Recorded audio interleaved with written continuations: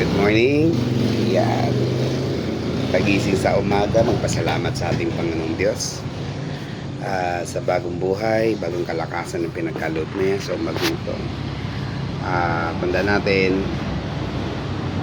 gising sa umaga, meaning may bagong kalakasan. That is called blessing from God. So, thank you Lord every day. At patuloy tayong binibigyan ng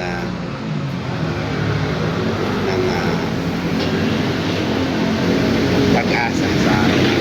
At ngayong umaga nga,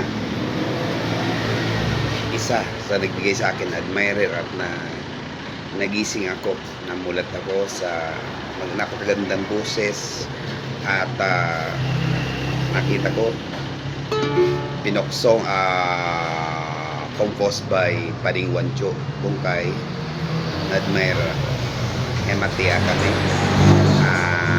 Nagka-interest ako Pading, susubukan ko at itry ko everyday, itatry ko, susubukan ko na makuha ko dito sa ukulele. Parang ang sarap dito pakinggan pagka na-perfect ko ito. Thank you Pading at salamat sa kumpuso mo na para sa mga kaakiano niyan, mga albayano, bago lang sa mga albayano, sa gabos, the terms of attitude ng mga kabataan niyan na namumuklat sa teknolohiya na nagiging kaagaw kan sa indang kinabukasan. Okay?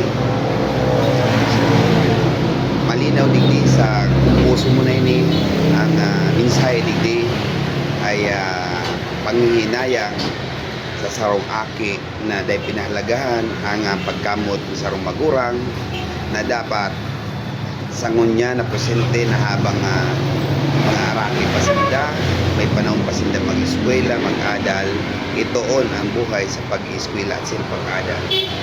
Tanganing pagnapit kang panahon, magininda ining sandata sa karahayan, asin para man sa magiging sa indang mga pamilya. Okay, so thank you at thank you Lord dahil tinawang ka ni siring kaya na talento at hoping sa mga makadangog ng mga millennials kunyan asin mga kabataan himatiun asin hinanyugon pagulang ito kundi ilaong sa puso asin isa buhay. Okay, so try this. Sana makuha ko ang lyrics Pading.